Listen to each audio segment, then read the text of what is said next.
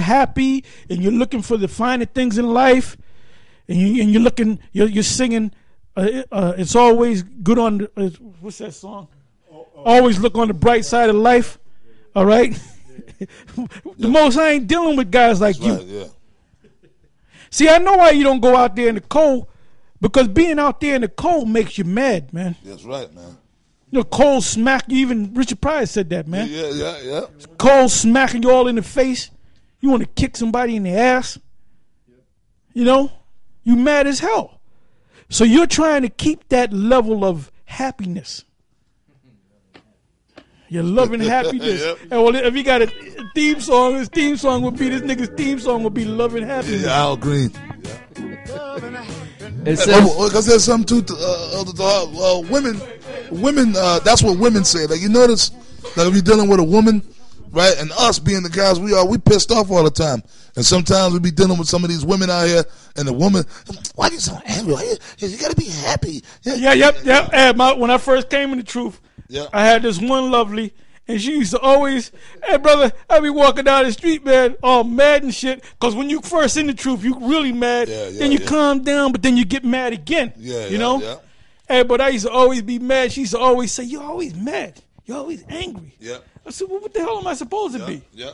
You know? Because women are stupid. Y'all dildo heads. And I'm probably, I do have the second emotion. You are dildo heads. And all you guys out there, that whole adultery situation would have never happened if you would have listened to the elders of GMS, man. That's right. Didn't we tell you clowns, don't be teaching young women that they're Israelites, man? Just that's not. Hey, the scripture said, let not your left hand know what your right hand is doing, man. Yep. All she should know is your name is Bob Johnson. That's it. You ain't no Hebrew Israelite. Yep.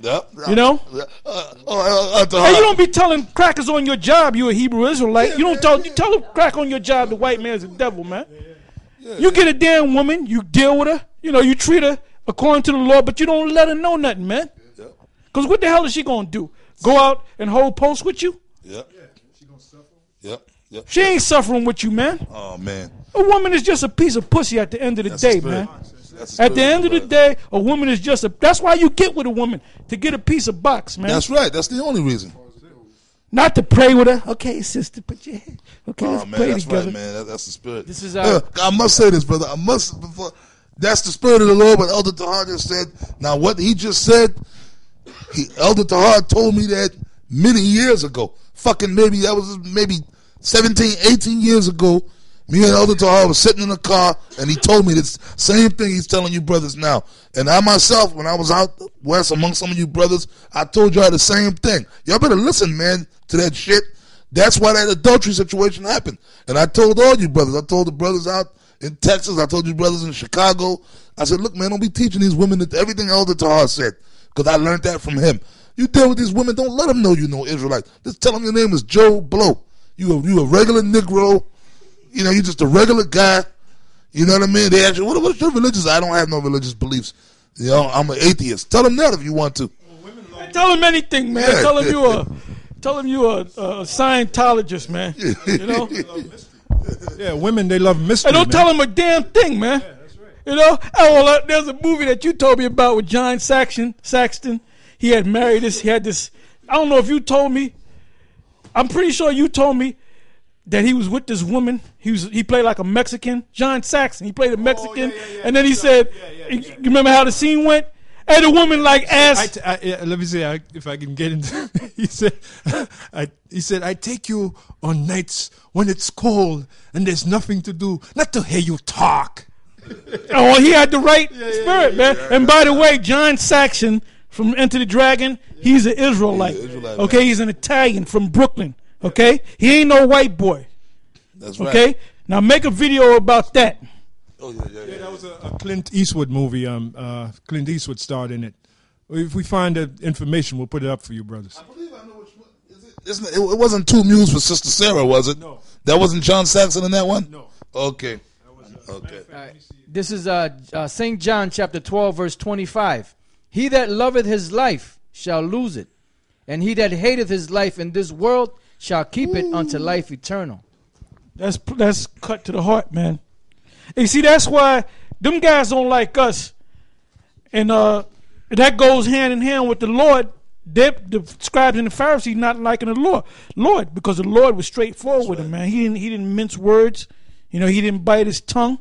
He was straightforward. Are we finished with that in Malachi? No. Yeah, go ahead. I got the information. Go ahead. The movie is Joe Kidd. Yeah, the movie is Joe Kidd. I remember that movie. Yeah, Joe Kidd with John Saxon and Clint Eastwood.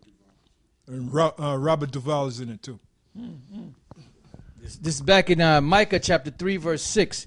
Therefore night shall be unto you that you shall not have a vision, and it shall be dark unto you that you shall not divine. And the sun shall go down over the prophets, and the day shall be dark over them. Then shall the seers be ashamed, and the diviners confounded. Yea, they shall all cover their lips, for there is no answer of the Most High. But truly I am full of power by the Spirit of the Lord, and of judgment, and of might, to declare unto Jacob his transgression, and to Israel his sin. Hear this, I pray you, ye heads of the house of Jacob, and princes of the house of Israel, that abhor judgment and pervert all equity. They build up Zion with blood, and Jerusalem with iniquity. The heads thereof judge for reward, and the priests thereof teach for hire. You know who hired them? Those the Illuminati hired them, paid them off to teach Israel, but to water it down, to sugarcoat it. And the prophets thereof divine for money. Yet will they lean upon the Lord and say, is not the Lord among us? None evil can come upon us. That's what those guys are saying.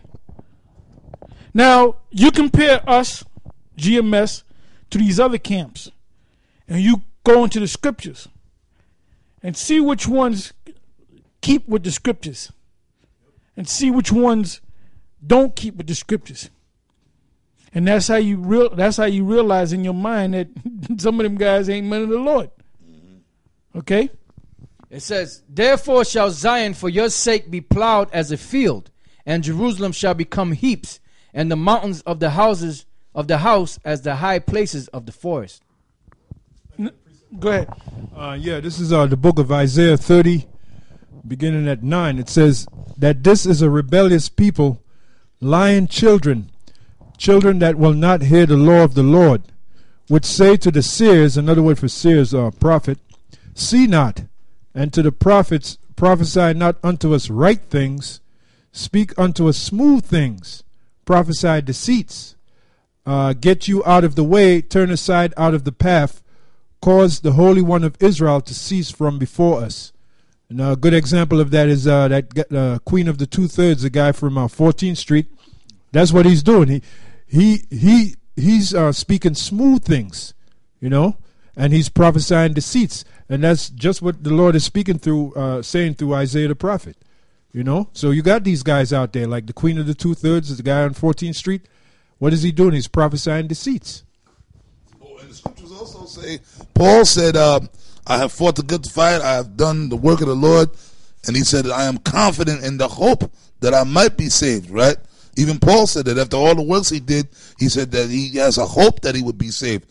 You made a statement, I know the Spirit of the Lord is dealing with me. Yeah, which Lord though? Yeah, the Spirit of the Lord, he was right on that. He was right on one thing. The Spirit of the Lord was dealing with him. The Spirit of the Lord of the Flies is dealing with him. All right, go ahead. All right, this is Isaiah 42 and 22. It says, but this is a people robbed and spoiled. They are all of them snared in holes, and they are hid in prison houses. They are for a prey, and none delivereth, for a spoil, and none saith restore. Showing you that America, like we were saying earlier, is a big concentration camp. Israel wasn't brought here to make it. Israel wasn't brought here to live good or to seek after the finer things in life. Israel was brought here to catch hell. And if you're after the so-called pursuit of happiness, then the Most High is going to destroy you. Yep. That's the bottom line. Yeah, like that movie with Will Smith, The Pursuit of Happiness. Last night. Which is a damn good movie, by the way, but that's not what we fucking here for, you asshole. Just because you're pursuing happiness doesn't mean you're going to get it. That's the deception is in the wording. How the so-called white man worded it. The pursuit of happiness doesn't mean you're going to get it. This is Isaiah chapter 51. That wasn't even in the original Constitution. It was life, liberty, and property. and they changed property because the only ones that could have property were rich white men. So they changed it to the pursuit of happiness. See how this devil does? Hey, going back to the whiskey rebellion, man. Yep. Ain't never been. Man, I should call the History Channel and say, why don't you do a thing on the whiskey rebellion? See, they would never do that. They would never do that. They would never do that because you don't want to make George Washington look like a bad guy. Yep. You know, just like you don't want to